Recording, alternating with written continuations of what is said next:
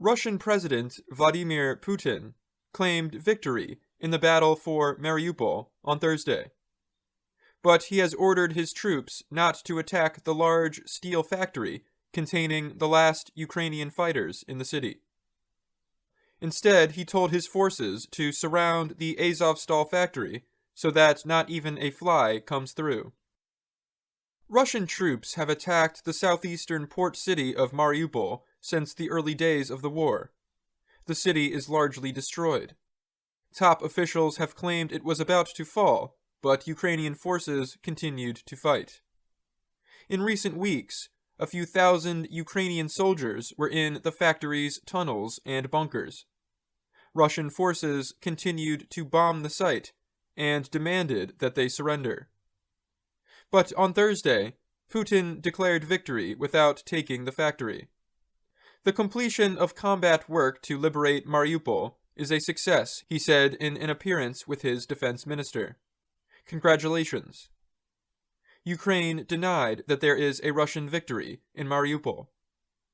This situation means the following. They cannot physically capture Azovstal. They have understood this. They suffered huge losses there, said Oleksiy Arestovich. He is an advisor to Ukrainian President Volodymyr Zelensky. By calling the mission a success, Putin may be seeking to take the attention off the plant. The factory has become a worldwide symbol of resistance. Even without the plant, the Russians appear to have control of the rest of the city and its port.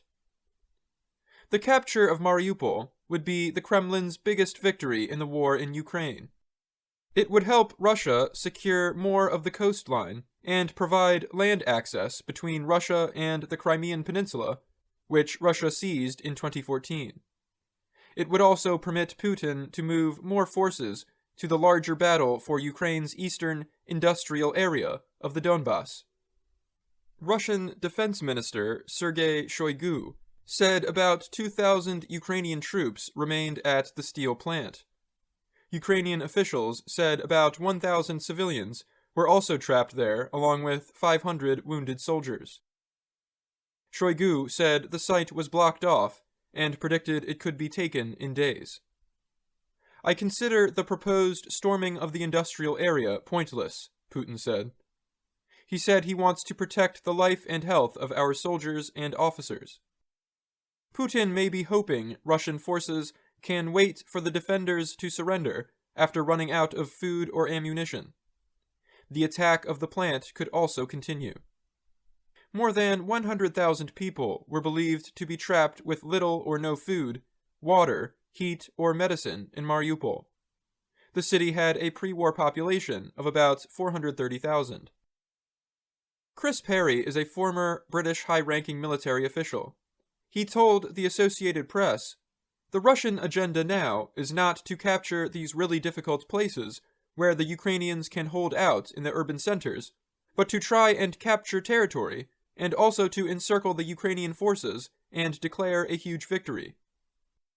Russian officials have said capturing the Donbas is the war's main goal. Luhansk is one of the two regions that make up the Donbas. The governor there said Russian forces control now 80% of the area. Before Russia invaded, Ukraine controlled 60% of Luhansk. Meanwhile, Western powers are increasing their support of Ukraine, moving to send additional heavy weapons to the country. I'm Dan Novak. Russian President Vladimir Putin claimed victory in the battle for Mariupol on Thursday. But he has ordered his troops not to attack the large steel factory containing the last Ukrainian fighters in the city. Instead, he told his forces to surround the Azovstal factory so that not even a fly comes through. Russian troops have attacked the southeastern port city of Mariupol since the early days of the war. The city is largely destroyed. Top officials have claimed it was about to fall, but Ukrainian forces continued to fight. In recent weeks, a few thousand Ukrainian soldiers were in the factory's tunnels and bunkers. Russian forces continued to bomb the site and demanded that they surrender. But on Thursday, Putin declared victory without taking the factory. The completion of combat work to liberate Mariupol is a success, he said in an appearance with his defense minister. Congratulations. Ukraine denied that there is a Russian victory in Mariupol. This situation means the following. They cannot physically capture Azovstal. They have understood this. They suffered huge losses there, said Oleksiy Arestovich. He is an advisor to Ukrainian President Vladimir Zelensky. By calling the mission a success, Putin may be seeking to take the attention off the plant. The factory has become a worldwide symbol of resistance. Even without the plant, the Russians appear to have control of the rest of the city and its port. The capture of Mariupol would be the Kremlin's biggest victory in the war in Ukraine. It would help Russia secure more of the coastline and provide land access between Russia and the Crimean Peninsula, which Russia seized in 2014. It would also permit Putin to move more forces to the larger battle for Ukraine's eastern industrial area of the Donbas. Russian Defense Minister Sergei Shoigu said about 2,000 Ukrainian troops remained at the steel plant.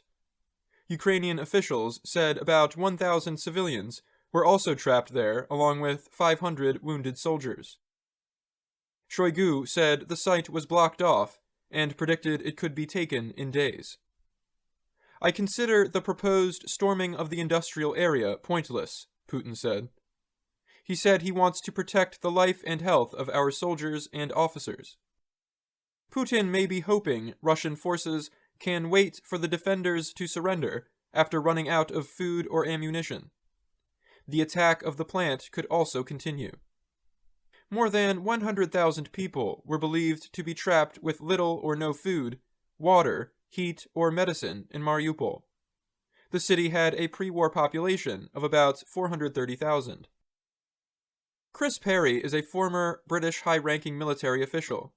He told the Associated Press, "The Russian agenda now is not to capture these really difficult places where the Ukrainians can hold out in the urban centers, but to try and capture territory and also to encircle the Ukrainian forces and declare a huge victory." Russian officials have said capturing the Donbas is the war's main goal. Luhansk is one of the two regions that make up the Donbas. The governor there said Russian forces control now 80% of the area. Before Russia invaded, Ukraine controlled 60% of Luhansk. Meanwhile, Western powers are increasing their support of Ukraine, moving to send additional heavy weapons to the country. I'm Dan Novak. Russian President Vladimir Putin claimed victory in the battle for Mariupol on Thursday. But he has ordered his troops not to attack the large steel factory containing the last Ukrainian fighters in the city. Instead, he told his forces to surround the Azovstal factory so that not even a fly comes through. Russian troops have attacked the southeastern port city of Mariupol since the early days of the war. The city is largely destroyed. Top officials have claimed it was about to fall, but Ukrainian forces continued to fight. In recent weeks, a few thousand Ukrainian soldiers were in the factory's tunnels and bunkers. Russian forces continued to bomb the site and demanded that they surrender. But on Thursday, Putin declared victory without taking the factory. The completion of combat work to liberate Mariupol is a success, he said in an appearance with his defense minister. Congratulations. Ukraine denied that there is a Russian victory in Mariupol. This situation means the following. They cannot physically capture Azovstal. They have understood this. They suffered huge losses there, said Oleksiy Arestovich. He is an advisor to Ukrainian President Vladimir Zelensky. By calling the mission a success, Putin may be seeking to take the attention off the plant. The factory has become a worldwide symbol of resistance. Even without the plant, the Russians appear to have control of the rest of the city and its port. The capture of Mariupol would be the Kremlin's biggest victory in the war in Ukraine. It would help Russia secure more of the coastline and provide land access between Russia and the Crimean Peninsula, which Russia seized in 2014. It would also permit Putin to move more forces to the larger battle for Ukraine's eastern industrial area of the Donbas. Russian Defense Minister Sergei Shoigu said about 2,000 Ukrainian troops remained at the steel plant. Ukrainian officials said about 1,000 civilians were also trapped there, along with 500 wounded soldiers. Shoigu said the site was blocked off and predicted it could be taken in days. "I consider the proposed storming of the industrial area pointless," Putin said. He said he wants to protect the life and health of our soldiers and officers. Putin may be hoping Russian forces can wait for the defenders to surrender after running out of food or ammunition. The attack of the plant could also continue.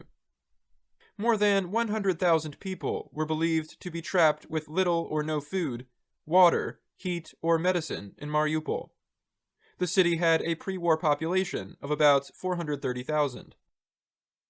Chris Perry is a former British high-ranking military official. He told the Associated Press, "The Russian agenda now is not to capture these really difficult places where the Ukrainians can hold out in the urban centers, but to try and capture territory, and also to encircle the Ukrainian forces and declare a huge victory." Russian officials have said capturing the Donbas is the war's main goal. Luhansk is one of the two regions that make up the Donbas. The governor there said Russian forces control now 80% of the area.